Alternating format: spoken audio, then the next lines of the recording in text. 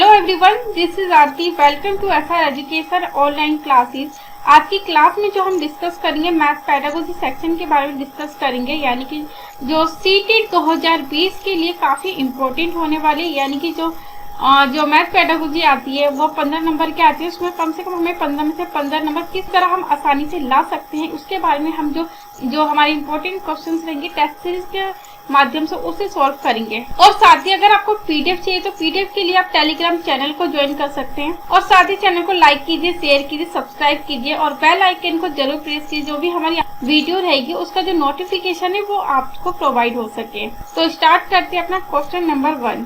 पियाजे का विश्वास था कि सामाजिक अनुदेशन से सीखना होता है और गणित का एक शिक्षक पियाजे के सिद्धांत में विश्वास करते हैं। पियाजे ने जो अपने सिद्धांत दिए थे, एक शिक्षक होने के नाते सामाजिक अनुदेशन वो किस तरह बच्चों को सिखा सकता है उसके बारे में पूछा गया है। ऑप्शन ए में कहा है विभेदित अनुदेशन का प्रयोग करेगा, ऑप्शन बी में दिया या टॉक पद्धति का प्रयोग करेगा, या ऑप्शन नंबर सी में दिया हुआ कक्षा में बहुत सारे हस्त परिचालकों का प्रयोग करेगा, या ऑप्शन नंबर डी रहेगा सामूहिक परियोजना और सामूहिक परिचर्चा का प्रयोग करेगा। इसका जो राइट आंसर रहेगा ऑप्शन नंबर डी रहेगा कि जो शिक्षक है वो सामूहिक परियोजना और सामूहिक परिचर्चा पर जब वो ज्यादा से ज्यादा बच्चों के साथ बातचीत करेगा और सामूहिक परियोजना बच्चों को करने को लिए देगा, तो इससे क्या होगा कि बच्चे बेहतर तरीके से सीख पाएंगे। इसका जो राइट ऑप्शन रहेगा ऑप्शन नंबर डी रहेगा। अगले क्वेश्चन को डिस्कस करते हैं। त्योहार के समय कक्षा 5वीं में प्रतिशत जिसे प्राकरण के समय सेल पर कक्षाई चर्चा शुरू की गई है। कक्षा में इस प्रकार की चर्चा है किस कारण को दर्शाती है वो हमें बताना है। ऑप्शन ए में कहा है अपने वाद विवाद संबंधित कौशलों को बढ़ाने में विद्यार्थियों की सहायता करती है, या फिर ऑप्शन नंबर बी में दिया है कि कक्षा में गर्मा गर्मी वाली बहस आरंभ करती है और कक्षा के माहौल को खराब करती है। ऑप्शन नंबर सी में दिया है एक दूसरे के विचारों को सुनने में विद्यार्थियों की सहायता करती है और अपना तर्क प्रस्तुत करने के लिए उन्हें प्रोत्साहित करती है, यानी कि मोटिवेट करती है। ऑप्शन नंबर डी में दिया है कि अपेक्षा की जानी चाहिए क्योंकि ये कक्षा के शोर के जो स्तर है उसे बढ़ाती है और दूसरों को परेशान करती है। इसका जो राइट ऑप्शन रहेगा ऑप्शन नंबर सी रहेगा, यानी कि एक दूसरे के विचारों को सुनने में विद्यार्थियों की सहायता करती है और अपनी अपना जो तर्क होता है वो प्रस्तुत करने के लिए भी उन्हें प्रोत्साहित करती है, मोटिवेट करती है। इसलिए कई बार हमारी जो एनसीईआरटी की बुक में बोला गया है अगर हम बच्चों को पढ़ाते हैं तो उनको उनके जो सुझाव दिए गए एग्जाम्पल लेने वो बच्चों के परिवेश से संबंधित ही लेने, ताकि बच्चे जो है वो जब अपने परिवेश में चीजों को देखेंगे उससे उस एग्जाम्पल से बच्चे बेहतर तरीके से चीजों को समझ पाएंगे और ताकि उनका जो अपना अनुभव रहता है बाहर की चीजों को देखने के बाद वो अपना जो अनुभव है उसे भी बता सकेंगे अपने विचारों में। और जब एक छात्र जब बोलता है क्लास में तो उस टीचर को पूरा उनका सम्मान करना चाहिए और टीचर को ज्यादा से ज्यादा क्या करना चाहिए कि अपने स्टूडेंट को मोटिवेट करे ताकि वो ज्यादा से ज्यादा चीजों को बोल सके। इससे जो छात्र उनमें जो झिझक होती है वो भी दूर हो सकेगी और चीजों को बेहतर तरीके से वो समझ पाएंगे, यानी किताबी ज्ञान को वो बाहर के परिवेश से जोड़कर पढ़ पाएंगे। अगले क्वेश्चन को डिस्कस करते हैं। अगले क्वेश्चन में पूछा गया है उच्च क्रमीय कौशलों पर आधारित प्रश्न डैश की मांग करते हैं। ऑप्शन ए में दिया संकेतों और चित्रों के ज्ञान, ऑप्शन बी में दिया है कुछ सीमा तक संज्ञानात्मक प्रयास और ज्ञान होना चाहिए, या फिर ऑप्शन नंबर सी रहेगा तथ्यों नियमों सूत्रों के ज्ञान, या ऑप्शन डी रहेगा एल्गोरिथम के ज्ञान। इसका राइट आंसर रहेगा ऑप्शन नंबर सी रहेगा, यानी कि जो उस क्रम में जो कौशल होता है उस पर आधारित जो हमें प्रश्न करने चाहिए वो तथ्य नियमों और सूत्रों के ज्ञान पर आधारित करने की मांग करते हैं, इसलिए ऑप्शन सी हमारा जो रहेगा वो राइट आंसर रहेगा। अगले क्वेश्चन को डिस्कस करते हैं। एनसीईआरटी की कक्षा 4 की गणित की पाठ्य पुस्तकों के पाठों में इस तरह के शीर्षक हैं जैसे कबाड़ी वाली, भोपाल की शेर, दुनिया कुछ ऐसी दिखती है, ये परिवर्तन क्या गया है, यानी कि जो परिवर्तन किया गया ऐसे नाम लिए गए तो वो क्यों किया गया ये हमें बताना है। ऑप्शन ए में दिया हुआ दैनिक जीवन से जोड़ते हुए उन्हें रोचक बनाने के लिए दिया गया है, या फिर ऑप्शन नंबर बी रहेगा कबाड़ बेचने और यात्रा करने के बारे में जानने के लिए किया गया है, या ऑप्शन नंबर सी रहेगा पाठों में गणितीय विषय वस्तु का अनुमान लगाने हेतु विद्यार्थियों को चुनौती देने के लिए किया गया है। या ऑप्शन डी रहेगा, इन्हें अलग सा समझाने के लिए दिया गया है। राइट आंसर रहेगा ऑप्शन नंबर ए, यानी कि जो एनसीईआरटी की पुस्तक में जो टाइटल होता है और जो टॉपिक होता है वो बच्चों को दैनिक जीवन से जोड़ते हुए उन्हें रोचक बनाने के लिए इसे दिया जाता है, ताकि बच्चे जो है वो अपने जो यानी कि किताब के जो चैप्टर है, किताब के जो एग्जाम्पल है वो बाहर के यानी कि दैनिक जीवन को जोड़ के पढ़ सके, ताकि इससे क्या होगा कि बच्चे अपने परिवेश को भी समझ पाएंगे और अपने दैनिक जीवन में भी उसका उपयोग कर पाएंगे और साथ ही उनमें इंटरेस्ट भी डेवलप होगा। इसलिए ऑप्शन नंबर ए में दिया है, ये ऑप्शन नंबर ए राइट है, दैनिक जीवन से जोड़ते हुए उन्हें रोचक बनाने के लिए। अगले क्वेश्चन को डिस्कस करते हैं। बच्चे के पर्यावरण में जो वस्तुएं लुढ़कती हैं और फिसलती हैं सहायता करें। स्रोत गणित के जादू एनसीईआरटी कक्षा 2 की पाठ्य पुस्तक में इस तरह के जो सुझाव दिए जाते, एग्जाम्पल दिए जाते, ये समझ में शिक्षा की किस प्रकार से सहायता करते हैं वो हमें बताना है। ऑप्शन नंबर ए में जाएगी, निर्देशन से संपूरित चर्चाएं विद्यार्थियों को संकल्पनाओं को बेहतर तरीके से समझने में शिक्षक की सहायता करती है। या फिर ऑप्शन नंबर बी में दे रखा कि चर्चाएं बहुविध परिप्रेक्ष्यों को कक्षा में स्थान देती है। या ऑप्शन नंबर सी में दे रखा है, चर्चा करना गणित की कक्षा के लिए सर्वश्रेष्ठ उक्ति है। या ऑप्शन नंबर डी दिया हुआ है, आसपास की चीजों के बारे में बच्चों का ध्यान आकर्षित करना शिक्षकों के लिए अनिवार्य है। इसका राइट आंसर रहेगा ऑप्शन नंबर ए, निर्देशन से संपूरित चर्चाएं विद्यार्थियों को संकल्पनाओं को बेहतर तरीके से समझ में शिक्षक की सहायता करती हैं। जो सुझाव दिए होते हैं वो टीचर की मदद करता है, ताकि वो बच्चों को सही तरीके से जो है वो पढ़ा सके और साथ ही जो विद्यार्थियों की संकल्पना है उसे भी जो शिक्षक है वो अच्छी तरीके से समझ पाएगा, तभी जो क्लास में जो एक माहौल रहेगा पढ़ाई का वो अच्छा रह पाएगा और साथ ही जो टीचर है वो अच्छी तरीके से बच्चों को भी समझा पाएगा अच्छे मेथड के साथ, जो भी यूजफुल मेथड होगा क्लास में पढ़ाने का, और इससे बच्चों में इंटरेस्ट भी डेवलप होगा और बच्चे उससे बेहतर तरीके से भी समझेंगे और चीजों को खुद भी करेंगे। अगले क्वेश्चन को डिस्कस करते हैं। एक शिक्षक आकार पढ़ाने के लिए ऐतिहासिक स्थानों के भ्रमण की योजना बना सकता है, क्योंकि ऑप्शन ए में दिया हुआ क्षेत्र भ्रमण सीबीएसई द्वारा अनुशंसित किए गए हैं, इसलिए ये अति आवश्यक है। ऑप्शन बी में दिया हुआ है, आकार किसी भी वास्तुकला का अभिन्न हिस्सा होते हैं और इस तरह के जो भ्रमण होते हैं सभी विषय को जो आपसी संबंध होता है संबंध को बढ़ावा देते हैं। और ऑप्शन सी में दे रखा है, उसने समय रहते अधिकांश पाठ्यक्रम पूरा कर लिया है और उसे अवकाश उपलब्ध कराने की आवश्यकता है। या ऑप्शन नंबर डी रहेगा, ये गणित की योजना कक्षा के लिए एक अच्छा अवकाश होगा और साथ ही संप्रेषण परक कौशलों में सुधार के लिए एक बेहतर अवसर होगा।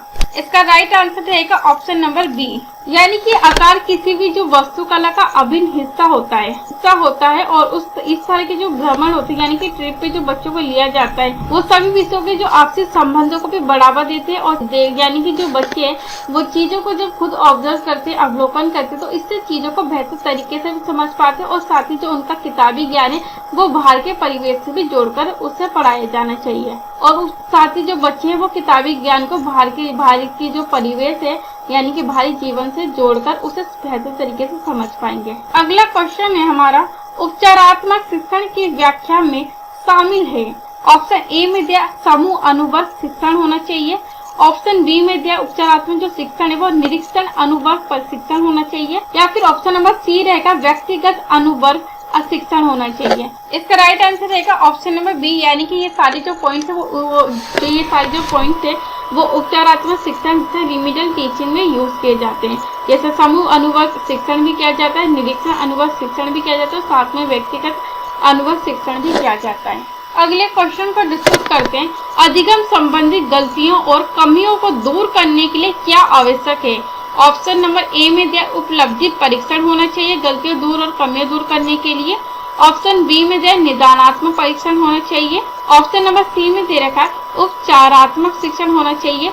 या फिर ऑप्शन नंबर डी में दिया सूक्ष्म शिक्षण होना चाहिए, माइक्रो टीचिंग जिसे कहते हैं। इसका जो राइट आंसर रहेगा ऑप्शन नंबर सी रहेगा, कि जो अधिगम यानी कि जो लर्निंग में गलतियां बच्चे करते हैं और उनकी कमियों को जो दूर किया जाता है वो उपचारात्मक शिक्षण के द्वारा किया जाता है। रिमीडियल टीचिंग के द्वारा जो गलतियां और कमियों को दूर किया जाता है अधिगम की। इसलिए ऑप्शन नंबर जो सी दिया हुआ है वो हमारा राइट आंसर रहेगा। अब ऑप्शन को डिस्कस करते हैं। गणित का वह शैक्षिक उद्देश्य जिसे शिक्षक कक्षा में ही प्राप्त कर लेता है कहलाता है। यानी कि जो गणित का विषय पढ़ाते समय, मैथ्स पढ़ाते समय जो एक शिक्षक है वो शैक्षिक उद्देश्य जो है वो कक्षा में ही प्राप्त कर लेता है।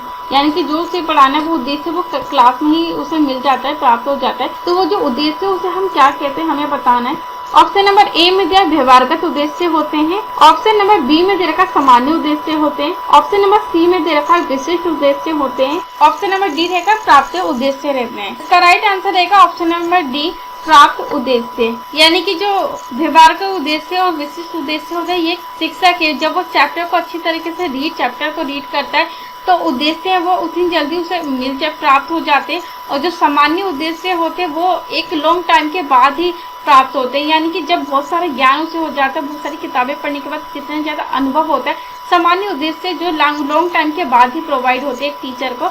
और जो व्यवहारगत और विशिष्ट उद्देश्य ये जब चैप्टर को पढ़ लेता है उसके पीछे के जो अभ्यास पर्सन होते हैं यानी कि प्रैक्टिस सेट जब वो उसे सॉल्व कर देता है तो उसे जो विशिष्ट उद्देश्य व्यवहारगत उद्देश्य है वो उसे प्राप्त हो जाता है। अगले क्वेश्चन को डिस्कस करते हैं। यदि ज्यामितीय आकृतियों का अवबोधन हो जाता है तो छात्रों के व्यवहार में परिवर्तन होगा। यानी कि जब छात्र ज्यामितीय आकृतियों का जब अवबोधन हो जाता है, अंडरस्टैंडिंग हो जाती है, तो छात्रों के जो व्यवहार होता है, बिहेवियर में क्या परिवर्तन होते हैं, क्या चेंजेस आते हैं वो हमें बताना है। ऑप्शन नंबर ए में दिया है आकृतियों के वर्गीकरण करने में छात्रों के व्यवहार में परिवर्तन होता है।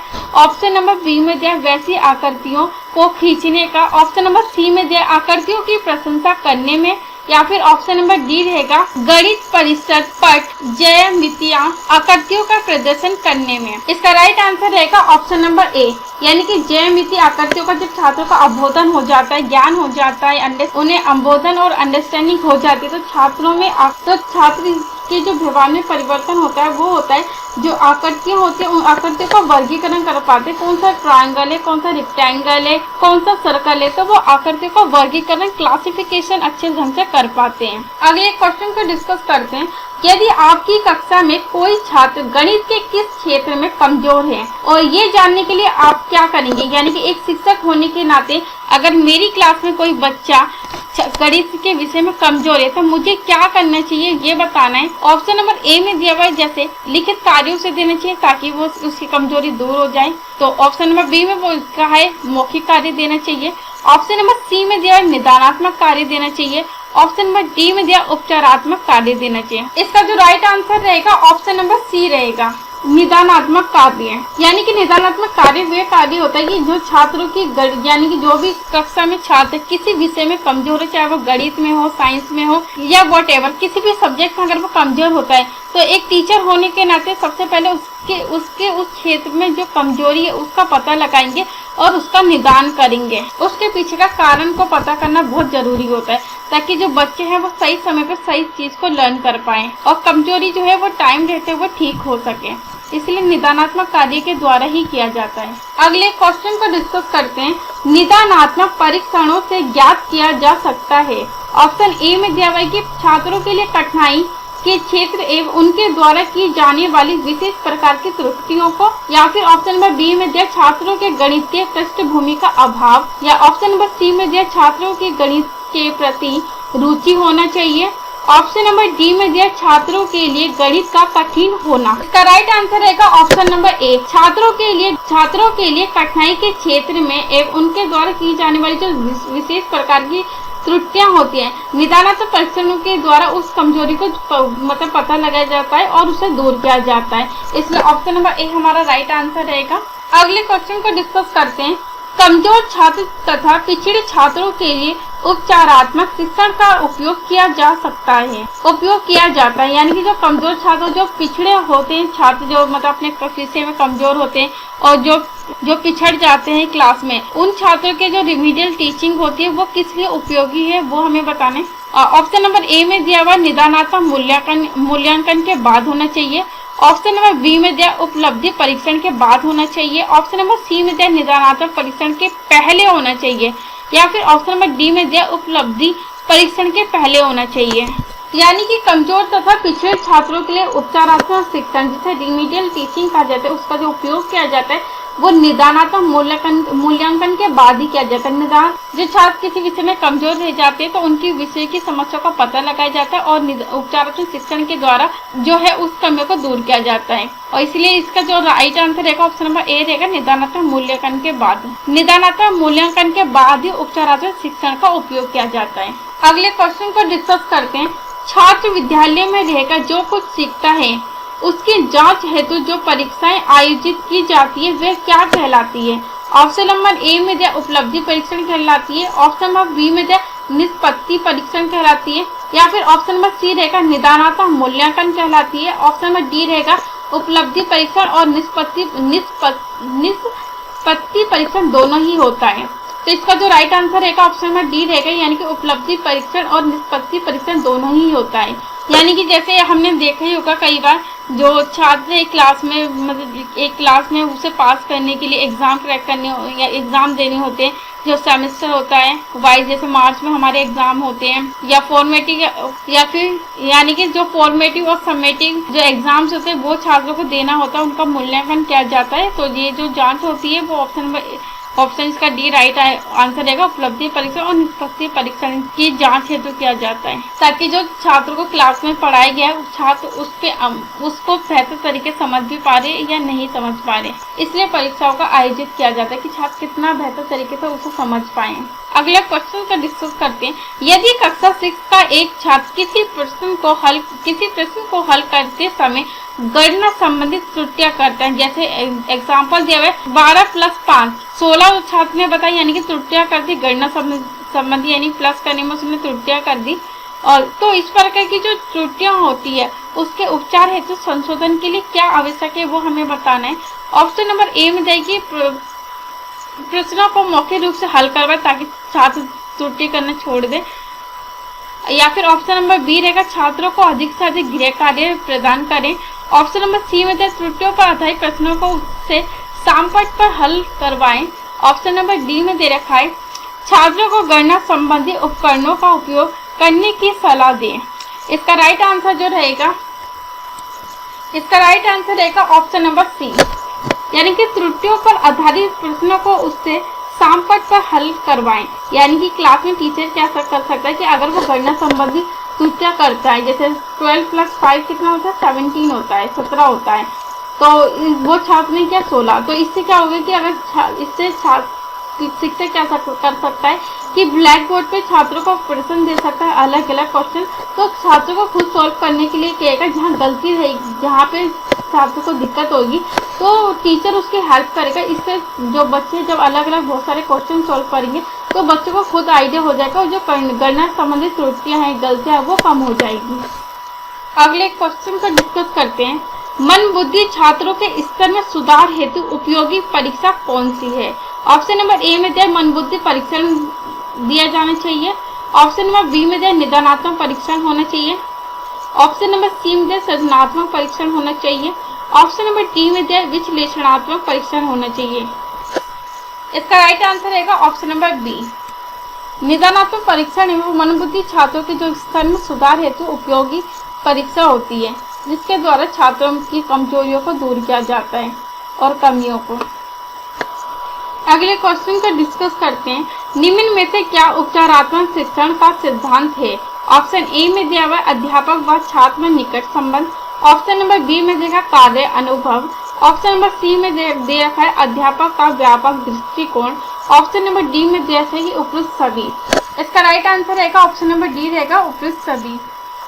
यानी कि उपचारात्मक शिक्षण का जो सिद्धांत है वो अध्यापक और छात्रों में निकट संबंध बनाता है और साथ में कार्य अनुभव का भी ज्ञान होता है और अध्यापक का जो व्यापक दृष्टिकोण है उसमें भी परिवर्तन होता है, वो भी बढ़ता है। इसलिए ऑप्शन नंबर डी रहेगा हमारा राइट आंसर रहेगा।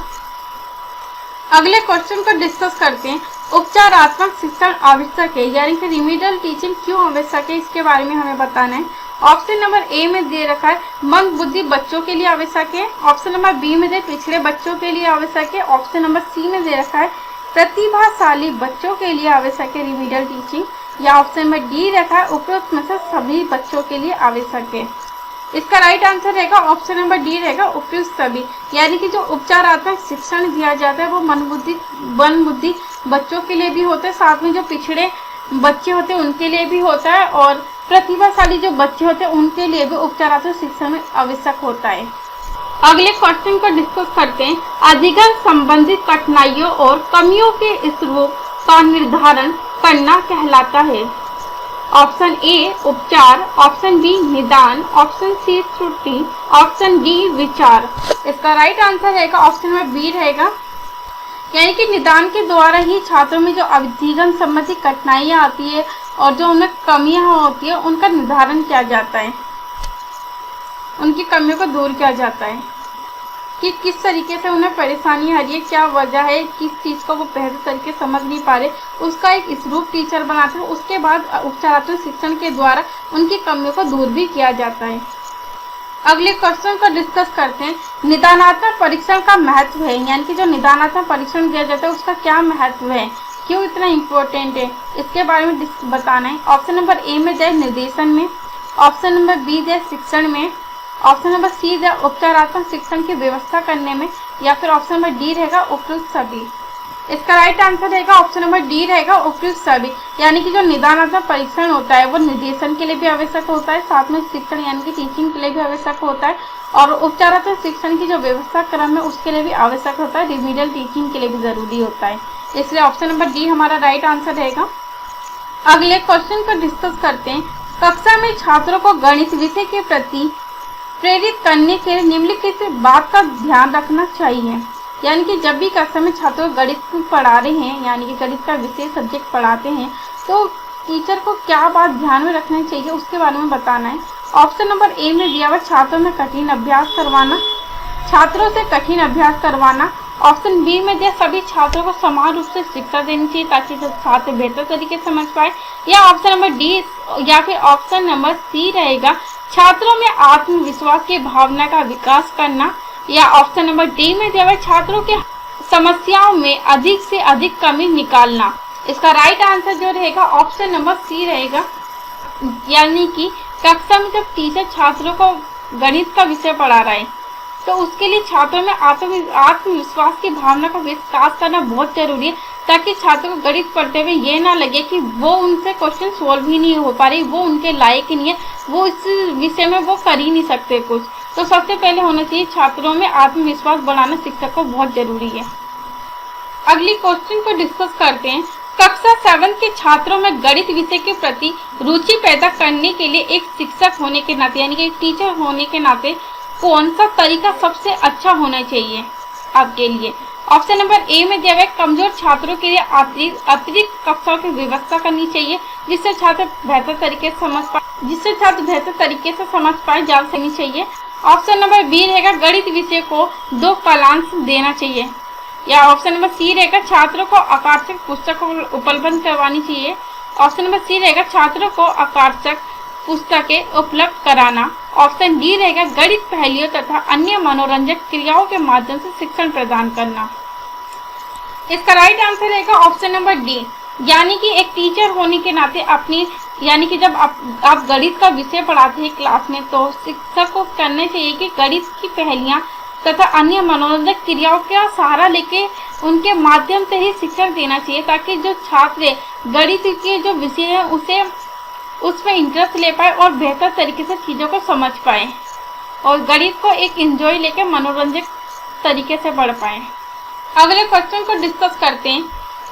राशिद कक्षा 5th में पढ़ता है, वे विभिन्न प्रकार के त्रिभुजों को विभिन्न श्रेणियों में वर्गीकृत कर सकता है, यानी क्लासिफिकेशन कर सकता है, लेकिन त्रिभुज में 3 कोणों का जो योग 180 डिग्री होता है वे अमूर्त परिणाम को समझने में उसे कठिनाई होती है। वो वर्गीकरण को कर पाता है तीनों त्रिभुजों में, मगर जो तीनों कोणों का योग 180 डिग्री होता है वो उसे नहीं पता, यानी कि उसमें कठिनाई होती है कि तीनों कोणों का जो तीनों त्रिभुजों का जो योग है वो 180 डिग्री कैसे होता है कोणों का, वो उसे पता नहीं लगता।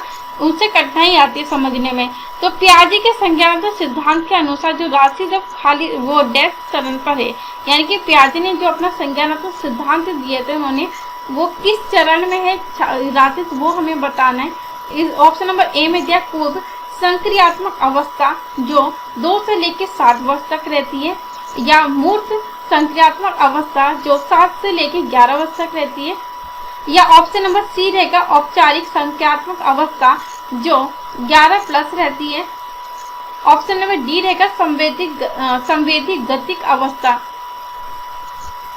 जो 0 से 2 वर्ष रहती है। इसका राइट आंसर रहेगा ऑप्शन नंबर बी रहेगा,